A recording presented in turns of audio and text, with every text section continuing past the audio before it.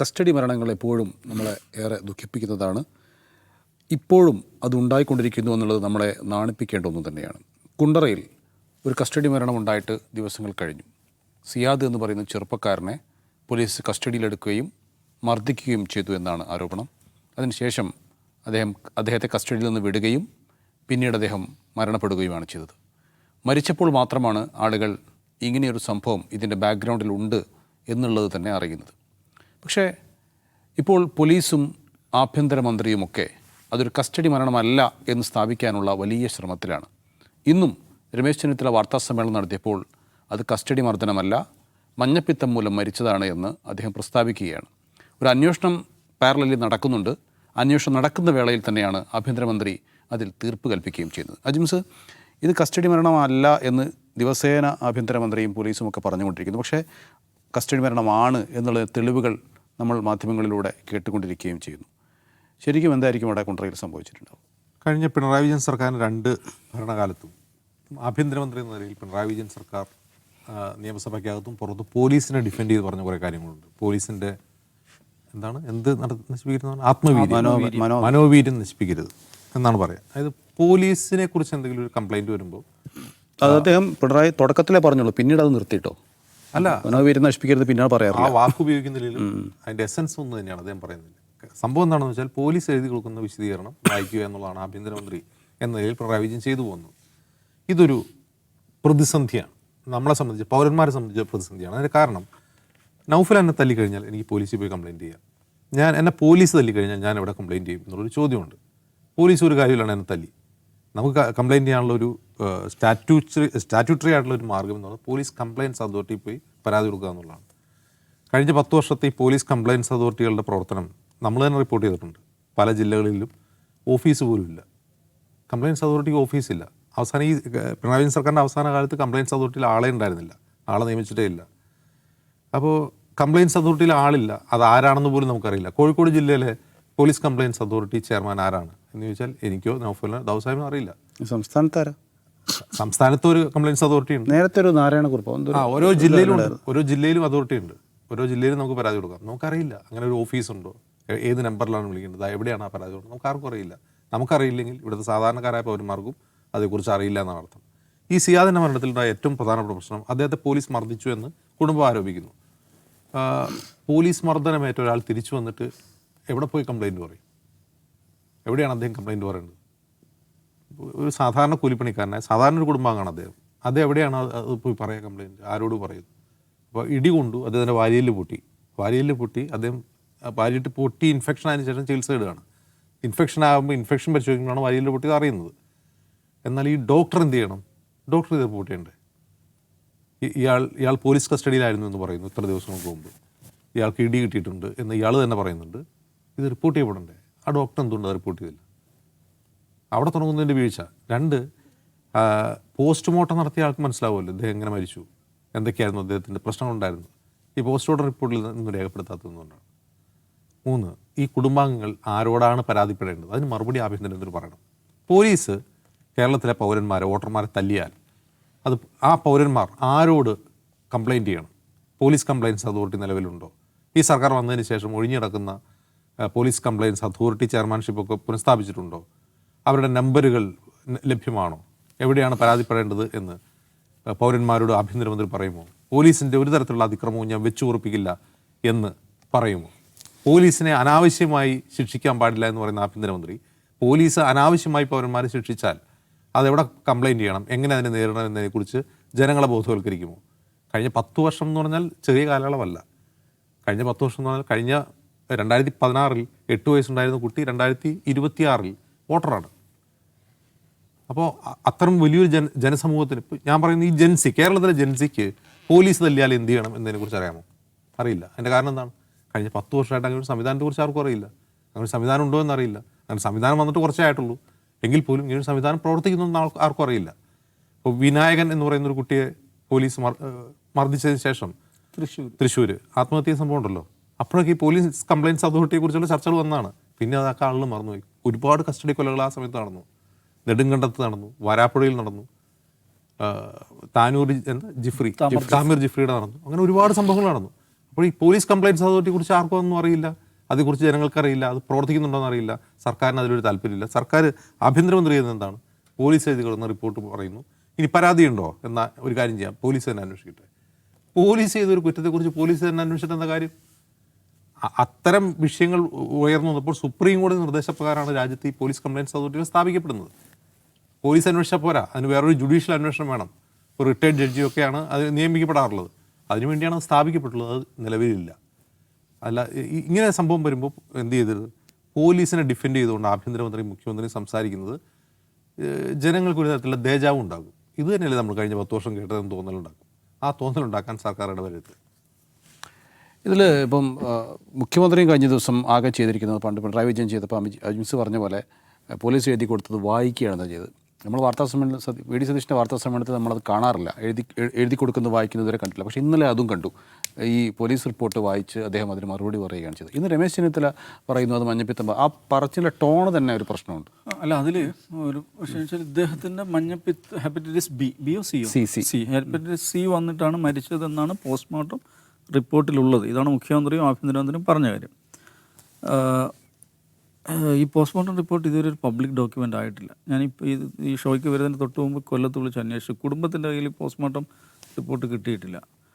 Postmortem റിപ്പോർട്ടിൽ അങ്ങനെയാണ് ഉള്ളതെന്ന് പോലീസ് പറഞ്ഞ കാര്യമാണ് ആഭ്യന്തരമന്ത്രിയും മുഖ്യമന്ത്രിയും പറയുന്നത്. അപ്പോൾ ഈ പോസ്റ്റ്മോർട്ടം റിപ്പോർട്ട് അത് പബ്ലിക് ഡോക്യുമെൻ്റ് ആയിക്കഴിഞ്ഞാൽ നമുക്കതിൽ കമൻറ്റ് ചെയ്യാൻ പറ്റുള്ളൂ. പോസ്റ്റ്മോർട്ടം റിപ്പോർട്ടിൽ ഒരു റീസൺ മാത്രം ആയിക്കൊള്ളണമെന്നില്ല, മൾട്ടിപ്പിൾ റീസൺ ഉണ്ടാകാം. പക്ഷേ ഓഫ് കോഴ്സ് അത് ഇടികിട്ടിയ ഒരാൾക്ക് ഹെപ്പറ്റൈറ്റിസ് ഉണ്ടാകാമല്ലോ, അങ്ങനെ സംഭവിക്കാമല്ലോ. ഹെപ്പറ്റൈറ്റിസ് ഉള്ള ആൾക്ക് ഇടി കിട്ടുകയും ചെയ്യാമല്ലോ. അപ്പോൾ വെച്ചാൽ അതാണ് അതിലൊരു കൺക്ലൂസീവ് ഒരു ഫൈനൽ പോയിന്റ് അതാണെന്ന് പറയാവുന്ന ഒരു ഘട്ടമായിട്ടില്ല. Let that document be public എന്ന് പറഞ്ഞാൽ നമുക്കിത് മനസ്സിലാക്കാൻ പറ്റുള്ളൂ. എനിക്ക് തോന്നുന്ന കുടുംബം അതിന് അത് അവൈൽ ചെയ്യാനുള്ള ശ്രമിക്കുന്നുണ്ട്. ഈ കുടുംബത്തിൻ്റെ കാര്യം നമ്മൾ മനസ്സിലാക്കേണ്ടത് വളരെ ദരിദ്രമായ പശ്ചാത്തലത്തിൽ നിന്ന് വരികയാണ്. ഇവർക്ക് ആർക്കും അറിയില്ല, ഈ അദ്ദേഹത്തിൻ്റെ കൂടെ ജീവിക്കുന്ന ആളുകൾക്കും എന്താണ് ഇത്തരം സംഗതികളുടെ പ്രൊസീജിയേഴ്സ് എന്താണെന്നറിയില്ല. എത്രത്തോളം എന്ന് പറഞ്ഞാൽ ഈ മനുഷ്യനെ, സിയാദ് എന്ന് പറയുന്ന മനുഷ്യനെ വേദന മൂർച്ഛിച്ചതിനെ തുടർന്ന് കൊല്ലം ജില്ലാ ആശുപത്രിയിൽ കൊണ്ടുപോകുന്നുണ്ട്. കൊല്ലം ജില്ലാ ആശുപത്രിയിൽ ജൂലൈ 16 ഇൻസിഡൻറ്റ്, 16 6 ഇനി ഡേയ്സ് ബിഫോർ. അപ്പം കൊല്ലം 16 എൻ്റെ ഓർമ്മ. കൊല്ലം ജില്ലാ ആശുപത്രിയിൽ കൊണ്ടുപോയിട്ട് അവിടുന്ന് സ്പൈനൽ ഇഞ്ചുറിക്ക് ട്രീറ്റ്മെൻറ്റ് എടുക്കുന്നുണ്ട്. ഹെപ്പറ്റൈറ്റിസ് ഉള്ള ഒരാൾക്ക് എങ്ങനെയാണ് സ്പൈനൽ ഇഞ്ചുറി വരുന്നത്? ആൾക്ക് തന്നെ ആ ട്രീറ്റ്മെൻറ്റ് കൊടുക്കുന്നത്. എന്നതിന് ശേഷം എഗൻ മാറാതാവുകയും ഇദ്ദേഹം വേദന സഹിക്കാതാവുകയും ചെയ്യുമ്പോഴാണ് തിരുവനന്തപുരം മെഡിക്കൽ കോളേജിൽ കൊണ്ടുപോകുന്നത്. പക്ഷേ ഈ കുടുംബത്തിൻ്റെ ഇപ്പോൾ ഇതിങ്ങനെ നമുക്കിങ്ങനെ പറയുക എന്നുള്ളതല്ലാതെ ഇതിന് കടലാസില്ല. ഈ ജില്ലാ ആശുപത്രിയിൽ കാണിച്ചതിൻ്റെയോ അതിൻ്റെ ഡോക്യുമെൻ്റ് ഈ കുടുംബത്തിൻ്റെ കയ്യില്ല. അവരതും സംഘടിപ്പിക്കാൻ ശ്രമിക്കുന്നു എന്നാണ് ഞാനിപ്പോൾ സംസാരിച്ചപ്പോൾ മനസ്സിലായത്. എന്നാൽ ഏതെങ്കിലും നിലക്കുള്ള ഒരു സോഷ്യൽ ക്യാപിറ്റൽ ഇല്ലാത്തൊരു ഫാമിലിയാണ്. ആ നിലക്ക് വലിയൊരു പൊളിറ്റിക്കൽ സപ്പോർട്ട് അവർക്ക് വന്നിട്ടില്ല. നോക്കൂ, ഈ കസ്റ്റഡി മരണങ്ങളൊക്കെ എടുത്തു നോക്കിക്കഴിഞ്ഞിട്ടുണ്ടെങ്കിൽ വളരെ ദുർബലമായ പശ്ചാത്തലത്തിൽ വരുന്ന ആളുകളാണ് മഹാഭൂരിപക്ഷവും. ഉദയകുമാറിൻ്റെ ഏത് എടുത്തു നോക്കി അത് എന്ന് പറഞ്ഞാൽ അത്തരം ആളുകളെ കൈൻഡ് ഓഫ് ഔട്ട്കാസ്റ്റ് എന്ന് തോന്നുന്ന ആളുകളെ കാണുമ്പോൾ ഇടിച്ചേക്കാം എന്നൊരു മെൻറ്റാലിറ്റി ഉണ്ട്. ആ മെൻറ്റാലിറ്റി തന്നെയാണ് അവിടെ വർക്ക് ചെയ്യുന്നത്. അപ്പോൾ ഇവിടെ അപ്പോൾ ഒരു പോലീസുകാരനെ സസ്പെൻഡ് ചെയ്തിട്ടുണ്ട്, ശ്രീജിത്ത് എന്ന് പറഞ്ഞ പേരിൽ. എന്തിനാണ് അയാളെ സസ്പെൻഡ് ചെയ്തത്? ഇടിച്ചിട്ടുണ്ട് എന്ന പ്രാഥമികമായ കണ്ടെത്തലിന് തുടങ്ങും. വെറുതെ ഹെപ്പറ്റൈറ്റിസ് പിടിച്ച ഒരാളെ അറസ്റ്റ് ചെയ്തതിന് ഒരാൾ സസ്പെൻഡ് ചെയ്യുമോ? സസ്പെൻഡ് ചെയ്യില്ലല്ലോ. ഹെപ്പറ്റൈറ്റിസ് ഉള്ള ഒരാളെ അറസ്റ്റ് ചെയ്ത് പറഞ്ഞിട്ട് അറസ്റ്റ് ചെയ്തതിനൊരു കാരണം ഉണ്ടാവും, അല്ല ഇയാളെ സസ്പെൻഡ് ചെയ്തതിനൊരു കാരണം ഉണ്ടാവുമല്ലോ. അതെന്താണ്? ഇടിച്ചിട്ടുണ്ടെന്ന് അവർ പ്രാഥമികമായി കണ്ടെത്തിയതുകൊണ്ടല്ലേ. മരണകാരണമായിട്ടില്ല എന്നാണ്. അത് മരണകാരണമായിട്ടില്ല, അതല്ല മരണകാരണം എന്ന് പോസ്റ്റ്മോർട്ടം റിപ്പോർട്ടിലുണ്ടെന്നുള്ളത് അത് അങ്ങേയറ്റം സാങ്കേതികമായിട്ടുള്ള കാര്യമാണ്. എഗൈൻ ആ പോസ്റ്റ്മോർട്ടം റിപ്പോർട്ട് മുഴുവൻ കിട്ടിയാലേ അതേക്കുറിച്ച് കമൻറ്റ് ചെയ്യാൻ പറ്റുള്ളൂ. അപ്പോൾ ഒരു പോലീസുകാരൻ മാത്രമായിട്ട് ഇടിക്കുമോ? അങ്ങനെ സംഭവിക്കുമോ? അവിടെ എസ് ഐ ഉണ്ടല്ലോ.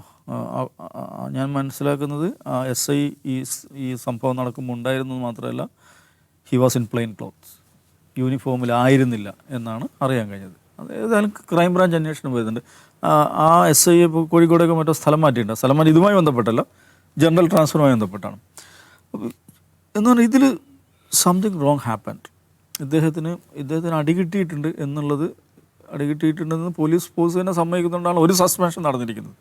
അപ്പം അങ്ങനെ ഒരു ഡ്യൂബിയസ് ബാക്ക്ഗ്രൗണ്ട് ഇതിനുണ്ടായിരിക്കെ ഒരു അന്വേഷണം നടക്കവേ ഒരു കൺക്ലൂസീവ് സ്റ്റേറ്റ്മെൻറ്റ് എന്നുള്ള സ്വഭാവത്തിൽ ആഭ്യന്തരമന്ത്രിയും മുഖ്യമന്ത്രിയും സംസാരിക്കുന്നത് എന്താണ്? അത് സ്റ്റേറ്റ് എന്താണ് ആഗ്രഹിക്കുന്നത് എന്നൊരു സന്ദേശം കൊടുക്കുകയാണ്. അല്ലെങ്കിൽ സ്റ്റേറ്റ് ഭരണകൂടം ആരുടെ കൂടെയാണ് എന്നതിനെക്കുറിച്ചുള്ള ഒരു പ്രിജുഡൈസ്, ഇതിലൊരു ഒരു മുൻവിധി സർക്കാരിനുണ്ട് എന്ന സന്ദേശമാണ് പുറത്തേക്ക് കൊടുക്കുന്നത്. ഓക്കെ, മുഖ്യമന്ത്രിക്ക് പറയാമായിരുന്നു, അല്ലെ ആഭ്യന്തരമന്ത്രിക്ക് പറയാമായിരുന്നു, ക്രൈംബ്രാഞ്ച് ഒരു സസ്പെൻഷൻ നടന്നു കഴിഞ്ഞു, ക്രൈംബ്രാഞ്ച് അന്വേഷണം നടക്കുകയാണ്, അന്വേഷണം നടക്കട്ടെ, അതിനുശേഷം നമുക്ക് എന്താണെന്ന് നോക്കിയിട്ട് കുറ്റക്കാരെ ശിക്ഷിക്കാം, കുറ്റക്കാരായവരുണ്ടെങ്കിൽ ശിക്ഷിക്കാം എന്നൊരു നിലപാടാണ് സ്വീകരിക്കുന്നതെങ്കിൽ ഭരണകൂടം ഇതിൽ നിഷ്പക്ഷമായ, ആഭ്യന്തരമന്ത്രിയും മുഖ്യമന്ത്രിയും നിഷ്പക്ഷമായൊരു പൊസിഷനിലാണ് നിൽക്കുന്നത് എന്നൊരു സന്ദേശമായിരുന്നു പോവുക. പക്ഷെ അങ്ങനെയല്ലാതെ ഒക്കെ സർക്കാരിനെ സംബന്ധിച്ചിടത്തോളം ഇപ്പോൾ പോസ്റ്റ്മോർട്ടം റിപ്പോർട്ടിൽ ഇങ്ങനൊരു സംഗതി ഉണ്ടെങ്കിൽ അത് പറഞ്ഞു നിൽക്കാൻ പറ്റുന്നൊരു പിടിവള്ളിയാണ്. പക്ഷെ അത് മാത്രമാണോ ഉള്ളതെന്ന് അറിയില്ല. പക്ഷേ ഇങ്ങനെയൊക്കെ ആയിട്ടും ഒരു അന്വേഷണം നടക്കുന്നുണ്ടല്ലോ. ക്രൈംബ്രാഞ്ചിന് അന്വേഷണം, that's positive step. Crime branch DYSP മറ്റോന്ന് തോന്നുന്നു, അന്വേഷിക്കാൻ ഒരാളെ ചുമതലപ്പെടുത്തിയിട്ടുണ്ട്, ഒരാളെ സസ്പെൻഡ് ചെയ്തിട്ടുണ്ട്, എല്ലാം പോസിറ്റീവ് സ്റ്റെപ്പ് തന്നെയാണ്. പക്ഷെ അങ്ങനെ ഒരു പോസിറ്റീവ് സ്റ്റെപ്പ് ഉണ്ട്, അതിൽ ആ ഒരു പ്രോസസ്സ് നടന്നുകൊണ്ടിരിക്കെ അതിൽ സർക്കാരിൻ്റെ താല്പര്യം ഇന്നതാണ്, അല്ലെങ്കിൽ ഭരണകൂടം ഇതാണ് ആഗ്രഹിക്കുന്നത് എന്ന സന്ദേശം നൽകുന്ന സ്വഭാവത്തിൽ ഇത് കസ്റ്റഡി മരണമല്ല എന്നൊരു കൺക്ലൂസീവ് സ്റ്റേറ്റ്മെൻറ്റ് ഉത്തരവാദപ്പെട്ട മന്ത്രിമാരുടെ ഭാഗത്ത് നിന്നുണ്ടാകുമ്പോൾ അതിൻ്റെ സന്ദേശം എന്താണ്? ഇവരുടെയും പരിപാടി എന്ത് തന്നെയാണ്? പോലീസിൻ്റെ ആത്മവീര്യം സംരക്ഷിക്കൽ ആണ്. ഈ കഴിഞ്ഞ 10 വർഷത്തെ പ്രശ്നം ആഭ്യന്തരകാര്യമന്ത്രി ആത്മവീര്യകാര്യമന്ത്രിയായതാണ് കേരളത്തിൻ്റെ ഏറ്റവും പ്രധാനപ്പെട്ട, കഴിഞ്ഞ LDF സർക്കാരിൻ്റെ ഏറ്റവും പ്രധാനപ്പെട്ട പ്രശ്നം എന്ന് പറയുന്നത്. അതേ പൊസിഷനിൽ തന്നെയാണ് പോകുന്നത്.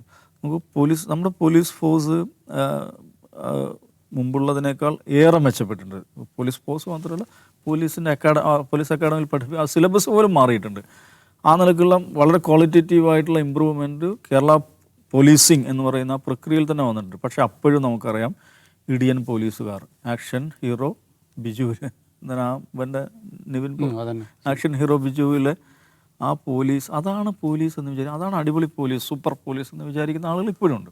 അപ്പോൾ ഇതിൽ തന്നെ നോക്കൂ, ഈ ഒരു കുട്ടിയെ കാണാതായി എന്നുള്ളതാണ് പരാതി എന്ന് പറയുമ്പോൾ again there is no written complaint.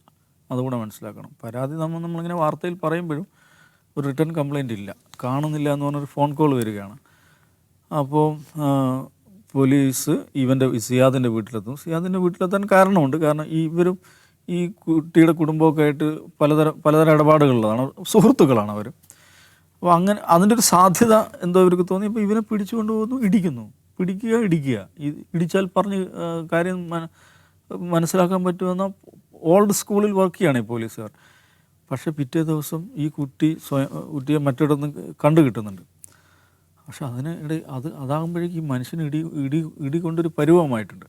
അപ്പോൾ ഇതിൽ പലതരത്തിലുള്ള ഇത് വാർത്ത വന്നപ്പോൾ നോക്കാൻ ഈ കുട്ടിയുടെ ഈ സിയാദ് മരിച്ചപ്പോൾ മകൾ വിളിക്കുന്നുണ്ടല്ലോ പോലീസിനെ, എൻ്റെ റെക്കോർഡ് ചെയ്യുന്നുണ്ട്. അതിൽ ആ പോലീസുകാരൻ സംസാരിക്കുന്നത് നോക്കൂ, അങ്ങനെ ഒന്നും ഉണ്ടായില്ല എന്ന് ആത്മവിശ്വാസത്തോടു കൂടി പറയാൻ അദ്ദേഹത്തിന് ഈ പോലീസുകാരന് പറ്റുന്നില്ലല്ലോ. എന്തോ അരുതാത്തതെന്തോ സംഭവിച്ചിട്ടുണ്ടെന്ന് ഇതിൻ്റെ എല്ലാം ഈ പശ്ചാത്തലങ്ങളെല്ലാം നോക്കുമ്പോൾ മനസ്സിലാവും. അതെന്താണ് പോലീസ് ഈ സ്വഭാവത്തിലുള്ള പോലീസുകാർ അവരുടെ ഇതുവരെയുള്ള കസ്റ്റഡി മരണങ്ങളെ സ്വഭാവം വെച്ച് നോക്കുമ്പോൾ എന്താണ് നമുക്ക് ഊഹിക്കാം. അപ്പം ഇങ്ങനെയുള്ളൊരു ഡ്യൂബിയസ് ആയിട്ടുള്ള ഒരു പശ്ചാത്തലം ഉണ്ടായിരിക്കുകയും ഗവൺമെൻറ്, മുഖ്യമന്ത്രിയും ആഭ്യന്തരമന്ത്രിയും ഈ നിലയ്ക്ക് അങ്ങനെ ഒരു കസ്റ്റഡി മരണം സംഭവിച്ചിട്ടില്ല, മർദ്ദനമല്ല മരണത്തിന് കാരണം എന്ന് വളരെ സ്പഷ്ടമായി, വളരെ എക്സ്പ്ലിസിറ്റായിട്ട് പ്രസ്താവിക്കുന്നത് അന്വേഷണത്തെ ബാധിക്കുന്നതാണ്. പോലീസിനെ സംരക്ഷിക്കുക എന്നുള്ളത് തന്നെയാണ്, അല്ലെ പോലീസിലെ അരുതായ്മകളെ സംരക്ഷിക്കുക എന്നുള്ളത് തന്നെയാണ് ഈ ഭരണകൂടത്തിൻ്റെയും പ്രിഫറൻസ്. കഴിഞ്ഞ ഭരണകൂടത്തിനെതിരെ നിങ്ങൾ എന്താണോ ഉന്നയിച്ച പ്രധാന വിമർശനം, ആ വിമർശനം നിങ്ങൾക്ക് നേരെയും ചൂണ്ടപ്പെടുകയാണ് എന്നവർ തിരിച്ചറിയണം.